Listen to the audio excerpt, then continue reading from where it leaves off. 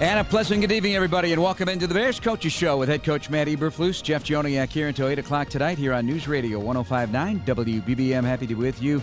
Talking Bears ball. A short week ahead as the Bears move into Dallas to meet the Cowboys. Good evening, Matt. How you feeling? How you feeling, buddy? We're doing good. Thank you very much. On short rest. First of all, congratulations. And I know you're gonna thank so many people, but I got to say this was such a well-prepared and confident football team. I noticed it during the week in the locker room. I could see it on guys' faces, namely Justin Fields.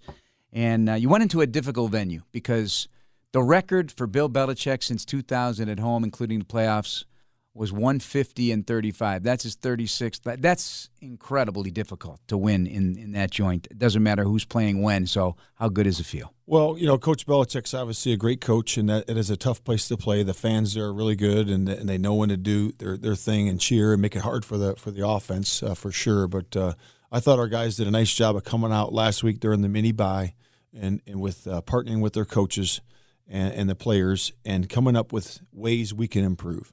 Individually, technique, fundamentals, and then how we can improve and enhance our players inside of our scheme and come up with a real good plan. And then we worked the plan. We did it during the course of the week. We lengthened individual period, so the guys had more time to work that plan, took it into the team periods, and then we took it to the game. So it's really about focus and attention to detail with the coaches setting up that plan, and then the players executing that plan. So they did a nice job. Have you noticed a difference in their attention to detail, players, from the beginning when you first met with them to where they're at now, because you keep hammering this point home? You answer every question. That is your answer. There's no gray area here. But have you felt it and seen it yourself? Yeah, I think that's more of a natural thing. I think the guys have been focused. I think they've paid attention. I think it's more time on task. When you do something over and over and it's repetition, concepts that we do over and over again, it might look different, we might change it up a little bit, but the concepts are there, and we can continue to coach it over and over again, and we make it better based on what the skill set of that player is. I think it's us just knowing the players a little bit better, but the players have been great all the way through. It's interesting also because I've met many coaches, not just in this building, but some are concerned about fresh messaging to keep the guys attentive. Your messaging doesn't need to be fresh. There is one message. Yeah, I would just say it's simple. Winning football is winning football. It really comes down to a few things. It comes down to a few things, and all the old-time coaches have said it all the way through. It's about blocking and tackling and not making mistakes. And that's really what we're all about. We want to make sure that we're doing that, but you have to see it on the practice field first. You can talk about it, but it's just words until they put them into action on the practice field, and we have to be mindful of that as coaches to make sure we're watching the tape, with a critical eye, getting the feedback to the players so they can improve. You are uniquely tethered to the history of the game. You say it all the time. I think you have a great deal of respect for it. Things that happen in the game, hey, we don't do that here. That's not respecting the game. So when Bill Belichick, and I know you're going to keep it private, but I know you alluded to it in the press conference, and when Bill Belichick embraces you and you guys have a long chat and he's suggesting that you're doing this the right way, it's an affirmation a little bit, right? Because he's a legendary coach, and no matter what people have opinions about that, how he's gone about it has been nothing but success. How does that make you feel as a first-time head football coach? Well, as I said before, Coach Belichick's always done things the right way in terms of winning football. He understands how to play complementary football. His defensive units has always been stellar. His offensive system has really looked at and really enhanced the skill level of his players, and he's played to that.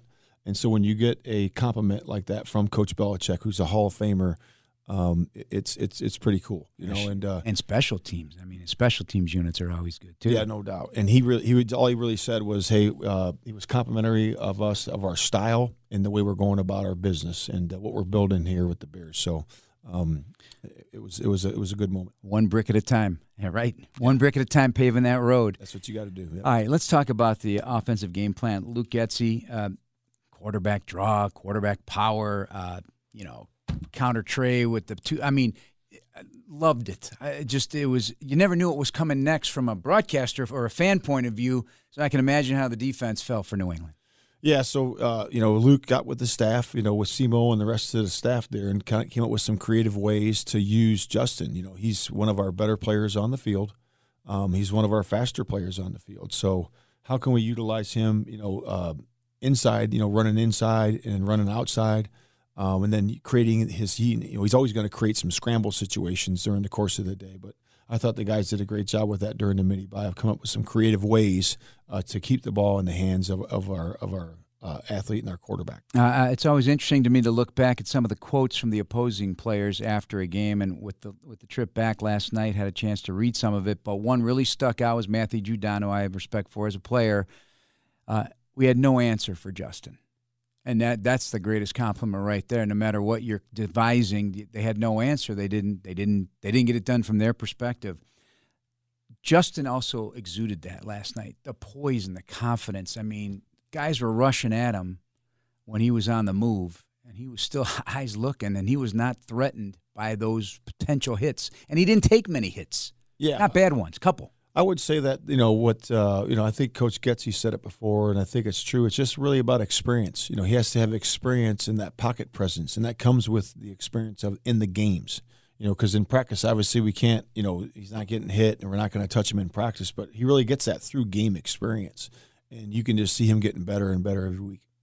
There's so much to break down with a big win like this. We're not going to have time, but the point also is there's still things to fix on every single play, little nuances that you're going to dive into, I'm sure. Yeah, we went through all the tape, and I had a meeting with the coordinators this morning, what we need to improve on. So we got to really implement those things through our study of the tape with the players.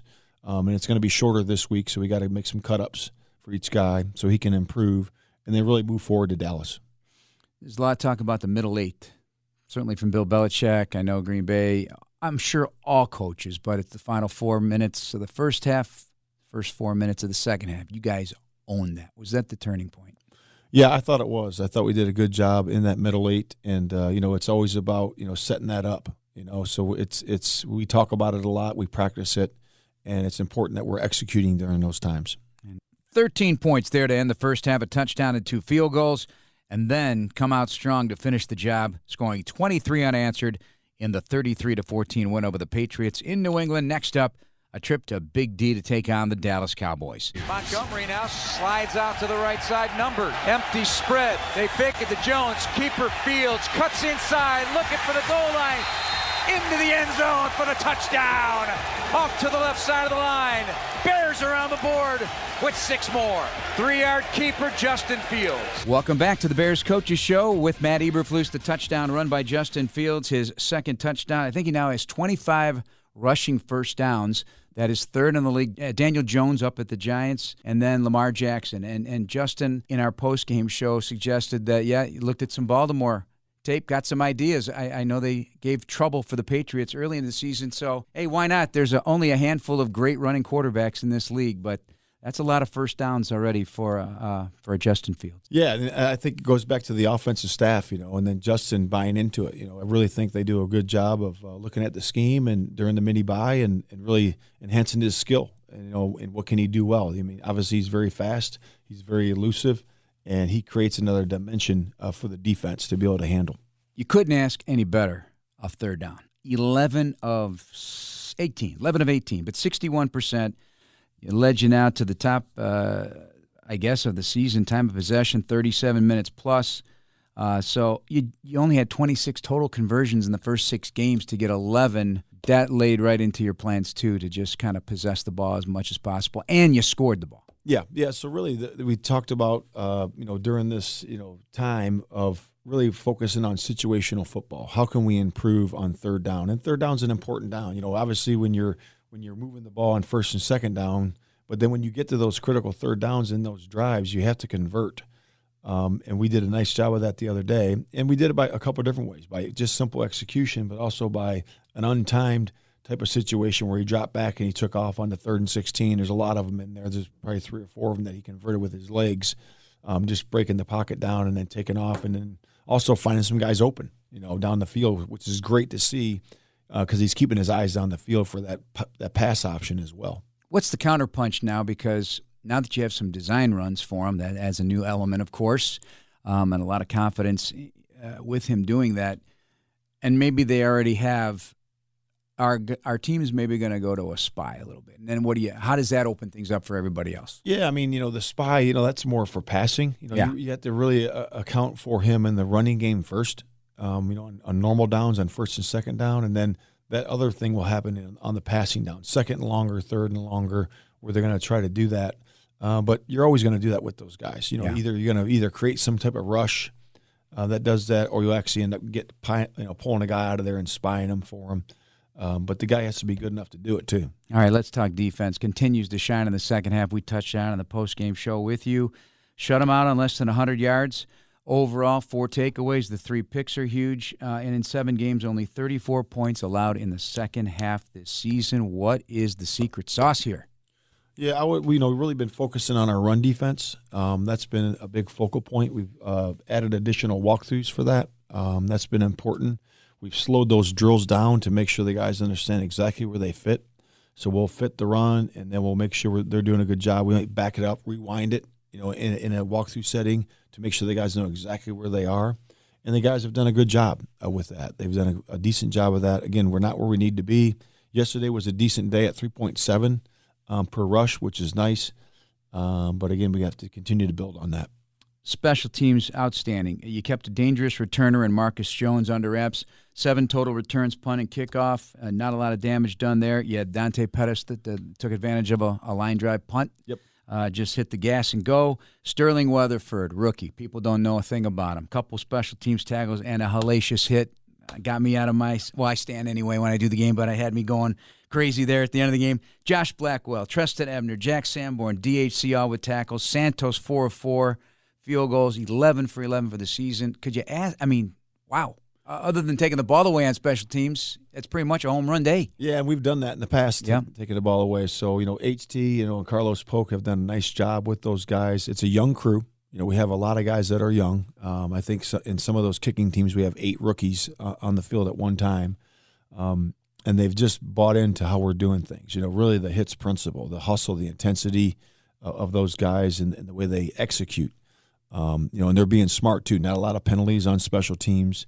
We've had a chance to take the ball away too on our cover teams a couple of times. So they've bought in all the way, and we're continuing to work on those guys because they are young. They need a lot of fundamental and technique work, on all phases, and those guys are doing a good job of that. Essentially, though, you're grooming these guys.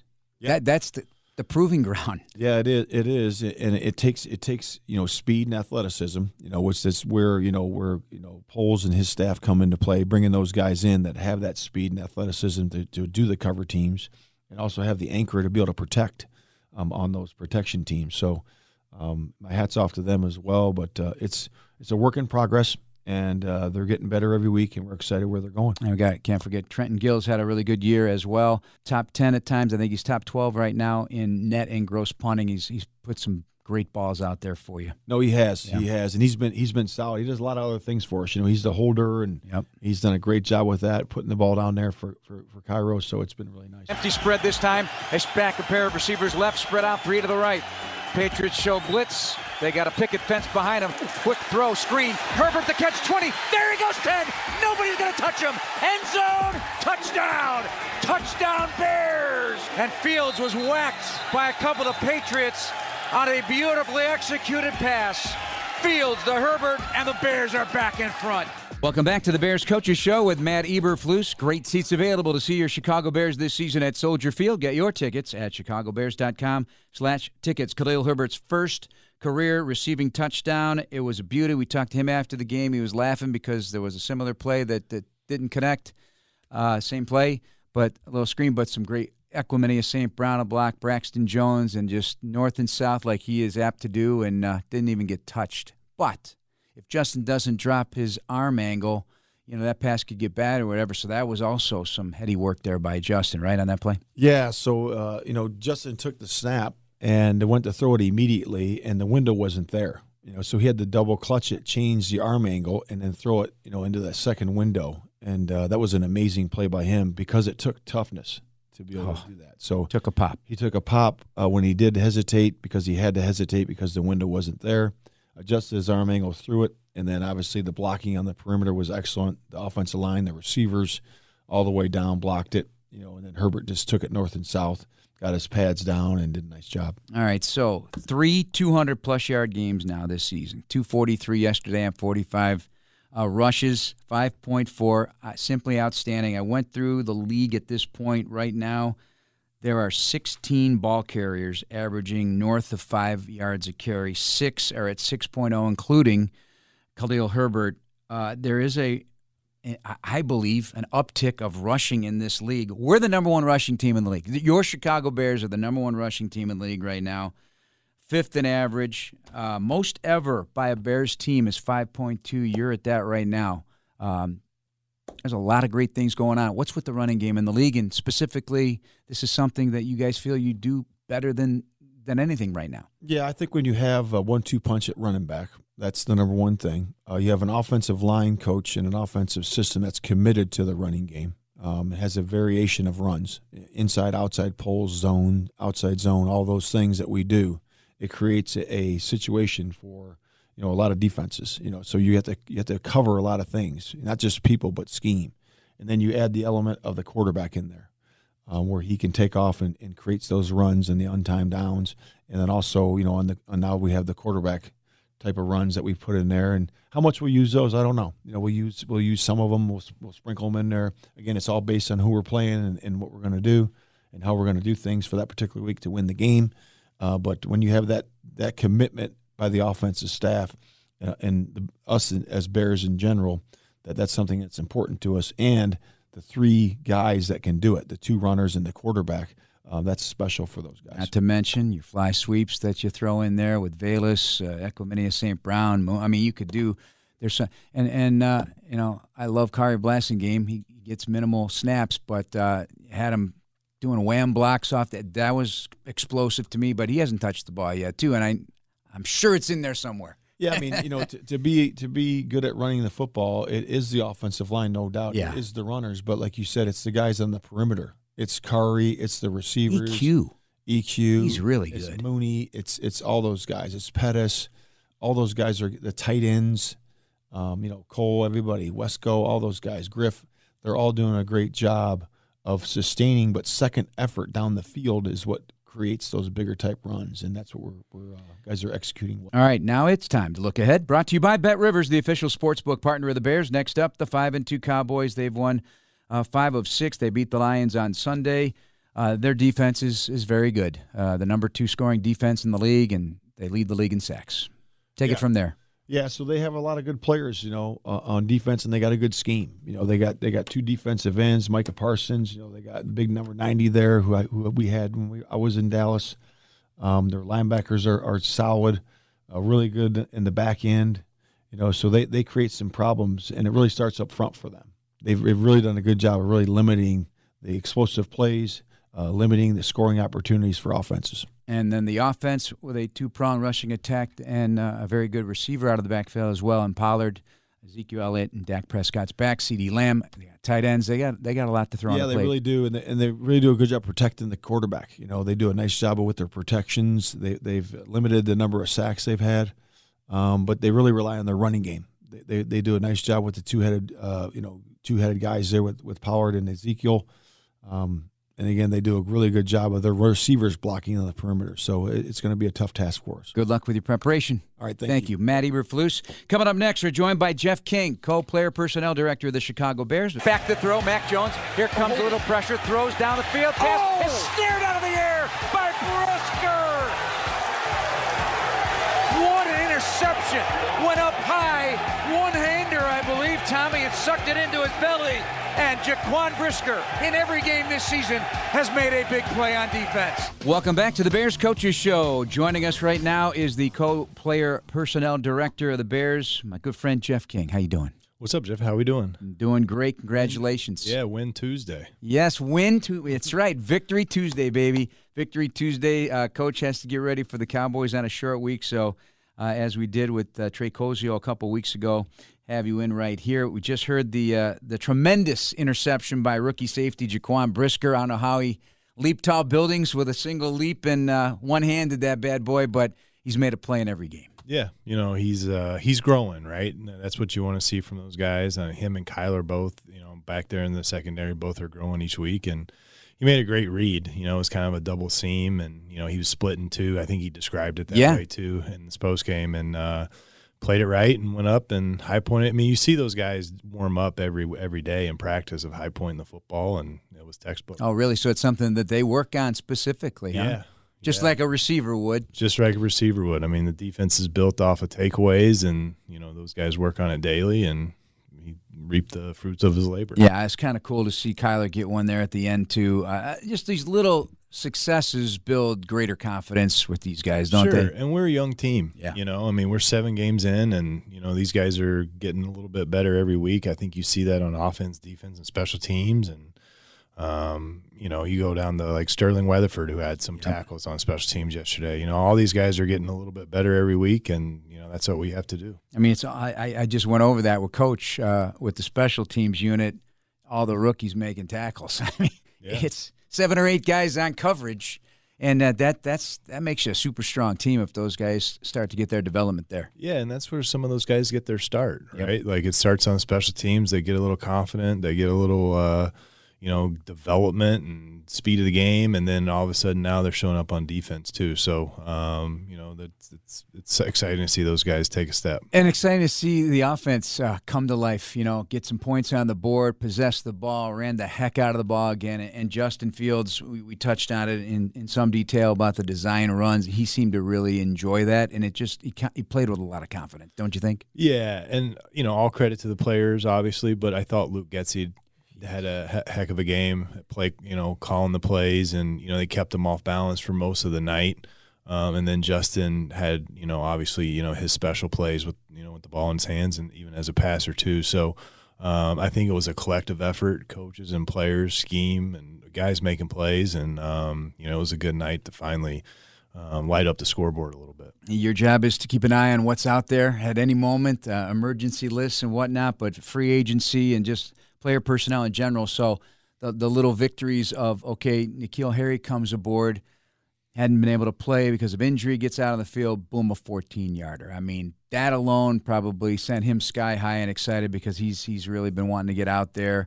And then we can go down the list. I had a conversation last week with Armand Watts for the first time. You know, a guy that, you know, was kind of surprised he was leaving the Vikings, comes here, now he worked his way into a starting role. All these types of players with a team that's still young, building these pieces is part of your puzzle, isn't it? Yeah, and it's part of like opportunity for those guys. You know, Armand and you know N'Keal finally getting, you know, after getting over the ankle injury and now getting a chance to get a, you know, consistent role for him on offense, and then you go down to, you know, Justin Jones being a full-time starter for the first time, and you know his ability to kind of wreak havoc in a game. You know, it doesn't always show up on the stat sheet, but like he was active all night last night, you know, and Morrow, same thing, you know, a guy gets his chance. So all those guys that maybe have been part-time players or, you know, that are able to step in and have a full-time role, and then they're no different than some of these young guys. They're going to gain confidence and just keep growing and getting better too. Harry stays out there to the left side. Numbers beyond the numbers. Bayless Jones Jr. slotted left. Shotgun snap. Keeper Fields up the middle, and he goes down to the 10-yard line. By design, Justin Fields picks up 8, and they got the Patriots on their heels. Calling all Bears fans, get the ultimate VIP fan package with Chicago Bears VIP. Secure a game ticket and appearance from Bears legends and more by visiting ChicagoBearsVIP.com. Here with Jeff King, Bears co-player personnel director, doing a great job. He's been here a while. That was one of the design runs we talked about. I think, you know, there's all these different stat companies that are doing stuff. I think Next Gen Stats said 12 for 64 on design runs for Justin Fields. It's somewhere in there for sure, and it's the variety that I enjoyed, the types of runs. And even seeing the old counter trade that they were pulling the right tackle, Larry Borman pulling the right guard, Tevin Jenkins to clear out space. A lot of good things, alluding to what you said just a moment ago in the first segment with you about the game plan by Luke Getsy. Yeah, and I think that when you have a quarterback at Justin's skill set, right, like, you know, when you have to account for him as a runner, you get an extra guy. You gain an extra guy and at the point of attack as a blocker. So, you know, I thought it was a great job by Luke. You know, and you know, I think Justin kind of got his juices flowing too. I think that helped, you know, get him settled in, get get some plays under his belt and some success, and then that kind of filtered through the rest of the night. So I thought it was a good job by all those guys. All right, so you've been here a while. This is not your first rodeo with the Bears. Retained, promoted by Ryan Poles. Said that you had an eye for talent. That's the best compliment you could give to somebody in your role, isn't it? Eye for talent. Yeah. Saw value in players. Yeah. I mean, these are big quotes. I mean, that's an important piece to this. Sure. I had a lot of conversations, mentors. My time as a player certainly helps. I talk about with young scouts all the time about developing the Rolodex, and even though I wasn't a scout, for 9 years, all I did was watch other players, right? So I kind of knew what made them successful, what didn't make them successful, and obviously when you transition to the personnel world, it's a little different. But the basis of like how you watch tape and how you evaluate guys and what makes them successful kind of stays the same. So I was lucky to have a decent career and lucky to have a lot of good relationships to talk football, through that career as well. So definitely helps me on this end as well. Being humble. The big guys being humble. 108 games in the NFL. That's not everybody gets that opportunity, obviously, but 84 starts, 156 catches, 12 touchdowns. And you had a game in 2007 against the Colts, targeted 14 times, 10 catches, 82 yards, all career highs. Why that game? Because there was not another double digit. It was a matchup. Well, they were playing a lot of zone. But now we kind of got into a little bit of no huddle on the and they were just check cover 2, and we kind of just milked it down the field a little bit. So. And I know there's been stories done about you, but you alluded to the people that have had impressions on you that you were able to visit with as a player, and you go to guys like Trent Kirshner, Seattle's VBP, Joe Shane, the Giants GM, Ryan Cowden down in Tennessee. You take the time to visit them. Did you know you were going to do this? Early on, it was probably in Carolina when I was with most of those guys there. They were all on staff. When I first got there, Joe was the national guy that was drafted, and Kirchner was a pro scout, and Cowden was a area guy. So, Marty did a great job. Marty Herney. Yep. Yeah. You're always around the scouts and having conversations, and they were very open to have those conversations with you and just talk football, talk players, talk building teams. And, the other fortunate part there too is I was drafted into a really veteran team. Mm-hmm. Dan Henning was the OC, which has been around a long time. Jake Delhomme, Chris Winkie, Chris Mangum, obviously the other great, there were a lot of great players on those teams. So being around all those guys when I was young was helpful, because they were willing to talk. What they saw, what made them successful, what made them good pros, because if you go to a young team, like you don't have those same conversations with other young players all the time. So I was really lucky from that standpoint. And you still had to develop your own philosophy, right? Because you could take everybody, but you got to come up with your style and substance in terms of being an evaluator. And I think too, when I wasn't a star player or anything like that, when you're a role player, right? Like you have to understand like what's my value and how you maximize it. You have to buy into that, because we all can't be star players in this league. That's just not how it works. So, carving out a niche, like you have to understand who you are as a player and then work to maximize that. I was lucky to get into a organization that kind of fostered that. 4th down and 2. In the gun, trips to the right, snap, blitz is on, pockets tight. Bailey Zappi, tip, intercepted Kyler Gordon, down the right side, 30, 20, 10, and shoved out of bounds. Kyler Gordon with his first NFL interception, hopefully one of many more. Things are falling in the hands of an aggressive Bears defense tonight. Terrific interception by Kyler Gordon as the Bears rookies heard from loud and proud in yesterday's win over the New England Patriots last night. Now it's on to the Dallas Cowboys. Here on Bears Coaches Show, Jeff King, co-player personnel director of the Bears, our guest. Let's talk more about Kyler. Man, it's never been too big for him from the time he walked into this building, what he's learning, how he's his approach. And, man, he is eager, hungry, and dialed in right now. Yeah, and it's been a baptism by fire a little bit too, right? Like Yeah. playing the nickel position in the NFL is not easy. You got to play the run, you got to play the pass, you got to, be at the point of attack in a lot of bang situations. And I think the last couple of weeks he's been really close. I think he started to tackle really well in the New York game, and that's carried over throughout the next couple of weeks. And then he's been really close to getting a INT. The tip. The first tip versus Thornton, he almost picked. Yeah. And then he ends up getting the pick later on. So, he's just going to keep getting better. He's made up of the right stuff. He practices hard. You see it. So it was good to see him finally get his hands on the ball. If it was anybody else against Tyquan Thornton, he probably would have scored. Yeah. Caught him from behind, but he's got some juice to him, got some wheels. I did discuss this with General Manager Ryan Poles before the game.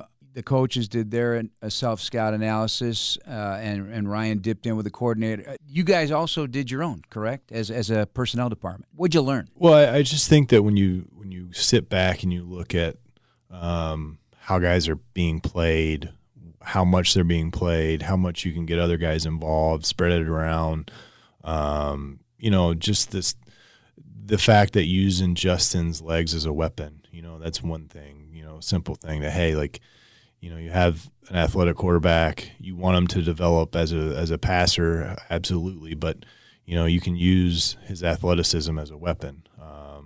And I think that we came out and did that, and that's going to lead to more success for him, right? Because now teams are going to have to devote more people to the box, and so he's going to get more one-on-one throws. So I think just taking a holistic approach and finding and putting guys where they can succeed and have a lot of success. I think, having those conversations, not daily, but pretty consistently, I think that, over time, I think that you'll be able to put guys in the right spots and have them produce. We're inching towards the end of October, and usually the ground game really starts to crank up when the weather turns, right? But am I off base on this? The Bears alone are 3 200-plus yard rushing games already, but there's a lot of good rushing offenses right now. Is this a trend? Is this the sign of the times? You have eyes on the entire 31 other teams as well, so what are you seeing, and is that my imagination? Yeah, I think today, as it stands, we're the leading rushing team, number one in the league. I think the in vogue way of playing defense right now is two shell, make teams go the long way. Well, if teams don't have the patience and they start getting greedy, and then that's when the picks come. But if you can sit there and be patient and grind it out in the run game, and then have sustained drives, like, now you're able to pile up yards, and sort of like how it played out last night, you're able to stay on the field, which gives you more opportunities to score. So I think what you're starting to see is teams starting to devote to the run game a little bit more, because the pass game and the explosives aren't there right now. So a little bit of is it the trends, and then a lot of it too is preseason, the off season, like, it takes a while for the passing game to heat up for a lot of these teams and offenses right now, and that's just what it is. Interesting look for sure. When it's time to tackle some top-ranked values, just head on over to your local Jewel Osco for a league-leading lineup that's perfect for every second of the game day action. Here with Jeff King. So not only did you play college football at Virginia Tech, you also played basketball. I understand you're a big fan of basketball growing up. I see the highlights of you playing Duke against J.J. Redick and the fellas. You pulled the upset, 67-65. Seth Greenberg's your head coach. Just some great names of the past, but you hit a 19-footer. You were dishing. You were rebounding. Was that your best game ever? So my two best games in my career were against Duke, ironically. Now, the backstory, like, J.J. Redick and I went to rival high schools. Okay. So he's a year behind me in school. But so he beat me in 2 state championship games. But so your blood was up for that one. But we split in college. So I'll take the wins at the higher level. And playing for Frank Beamer, the legendary coach, what was it like? What'd you learn from him? And 27 straight bowl games before he retired, and such an emphasis on special teams. Is that tethered into your professional life now as you look at players? Yeah, and Coach was unique in a lot of ways because he demanded a lot, but he was also fair. And he was